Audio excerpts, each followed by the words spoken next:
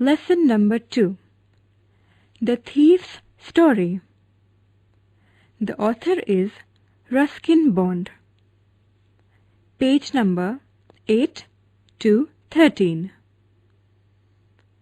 Introduction. A young boy makes friends with Anil.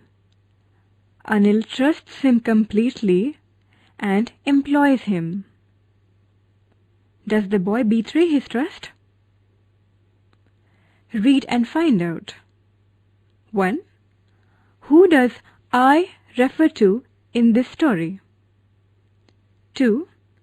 What is he, a fairly successful hand, at? 3. What does he get from Anil in return for his work? Now let's listen to the lesson, The Thief's Story. I was still a thief when I met Anil, and though only 15, I was an experienced and fairly successful hand. Anil was watching a wrestling match when I approached him. He was about 25. A tall, lean fellow, and he looked easygoing, kind and simple enough for my purpose.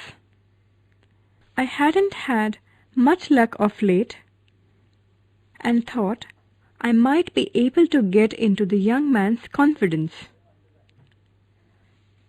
"You look a bit of a wrestler yourself," I said. "A little flattery helps in making friends." "So do you," he replied, which put me off for a moment because at that time I was rather thin.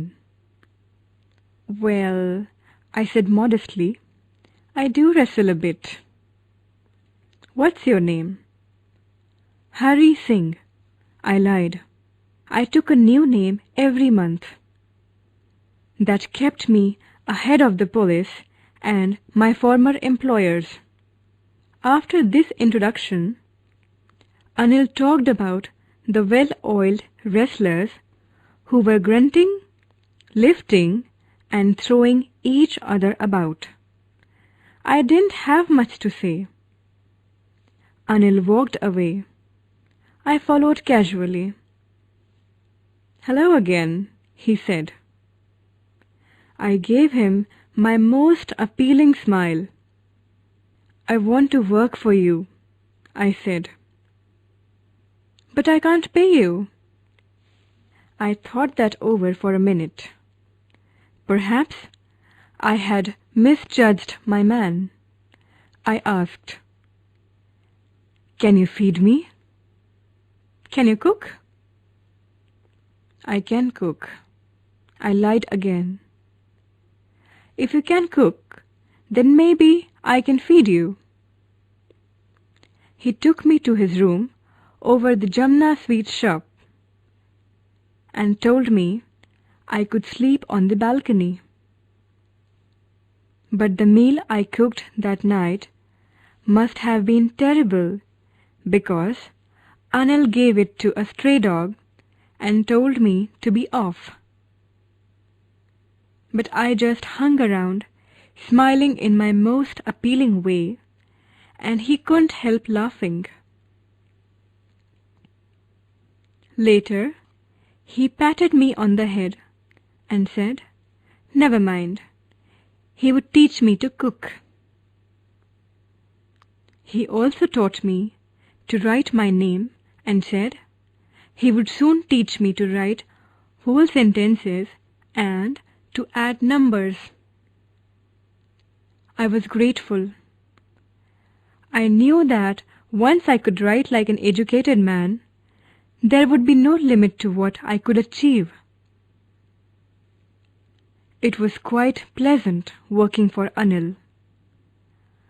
I made the tea in the morning and then would take my time buying the day's supplies, usually making a profit of about a rupee a day. I think he knew I made a little money this way, but he did not seem to mind. Anil made money by fits and starts.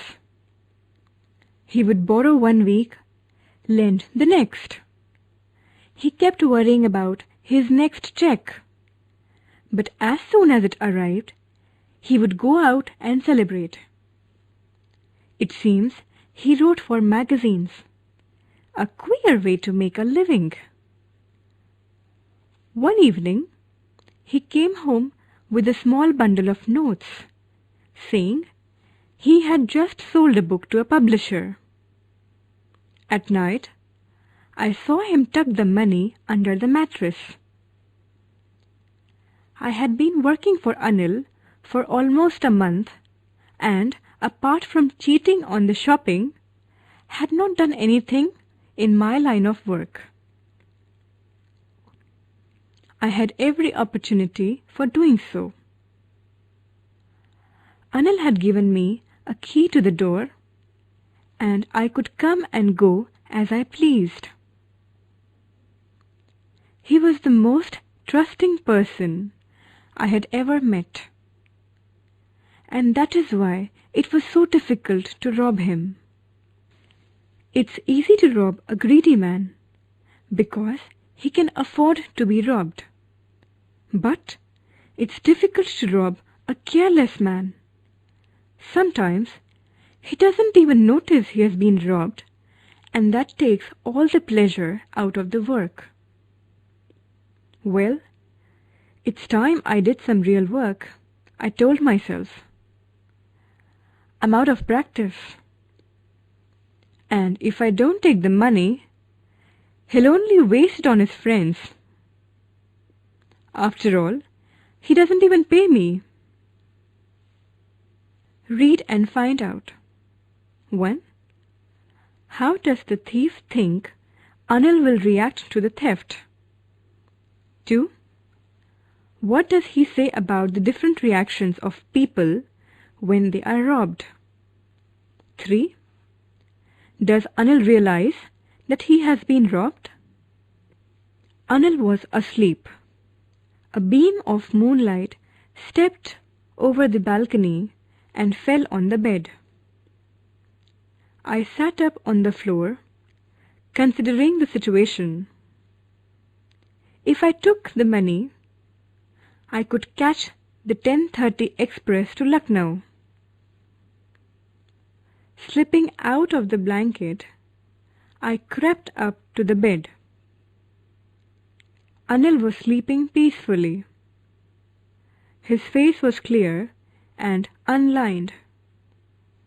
Even I had more marks on my face, though mine were mostly scars. My hand slid under the mattress, searching for the notes. When I found them, I drew them out without a sound. Anil sighed in his sleep and turned on his side towards me. I was startled and quickly crawled out of the room. When I was on the road, I began to run. I had the notes at my waist, held there by the string of my pyjamas. I slowed down to a walk and counted the notes. 600 rupees in 50s. I could live like an oil-rich Arab for a week or two. When I reached the station, I did not stop at the ticket office. I had never bought a ticket in my life, but dashed straight to the platform. The Lucknow Express was just moving out. The train had still to pick up speed, and I should have been able to jump into one of the carriages. But I hesitated. For some reason I can't explain, and I lost the chance to get away. When the train had gone, I found myself standing alone on the deserted platform. I had no idea where to spend the night. I had no friends, believing that friends were more trouble than help. And I did not want to make anyone curious by staying at one of the small hotels near the station. The only person I knew really well was the man I had robbed. Leaving the station, I walked slowly through the bazaar. In my short career as a thief, I had made a study of men's faces when they had lost their goods. The greedy man showed fear. The rich man showed anger. The poor man showed acceptance. But I knew that Anil's face, when he discovered the theft, would show only a touch of sadness. Not for the loss of money, but for the loss of trust. I found myself in the Maidan and sat down on a bench. The night was chilly. It was early November, and a light drizzle added to my discomfort. Soon it was raining quite heavily. My shirt and pyjamas stuck to my skin, and a cold wind blew the rain across my face. I went back to the bazaar and sat down in the shelter of the clock tower. The clock showed midnight. I felt for the notes. They were damp from the rain. Anil's money. In the morning, he would probably have given me 2 or 3 rupees to go to the cinema. But now I had it all. I couldn't cook his meals, run to the bazaar, or learn to write whole sentences anymore. I had forgotten about them in the excitement of the theft. Whole sentences, I knew, could one day bring me more than just a few 100 rupees. It was a simple matter to steal, and sometimes just as simple to be caught. But to be a really big man, a clever and respected man, was something else. I should go back to Anil, I told myself, if only to learn to read and write. I hurried back to the room, feeling very nervous, for it is much easier to steal something than to return it undetected. I opened the door quietly, then stood in the doorway, in clouded moonlight. Anil was still asleep. I crept to the head of the bed, and my hand came up with the notes. I felt his breath on my hand. I remained still for a minute. Then my hand found the edge of the mattress and slipped under it with the notes. I awoke late next morning to find that Anil had already made the tea. He stretched out his hand towards me. There was a 50-rupee note between his fingers. My heart sank. I thought I had been discovered. I made some money yesterday, he explained. Now you will be paid regularly. My spirits rose, but when I took the note, I saw it was still wet from the night's rain. Today, we'll start writing sentences, he said. He knew, but neither his lips nor his eyes showed anything. I smiled at Anil in my most appealing way, and the smile came by itself without any effort. Glossary. Flattery, insincere praise. Modestly, without boasting, in a humble way. Grunting, making low guttural sounds. Appealing, attractive.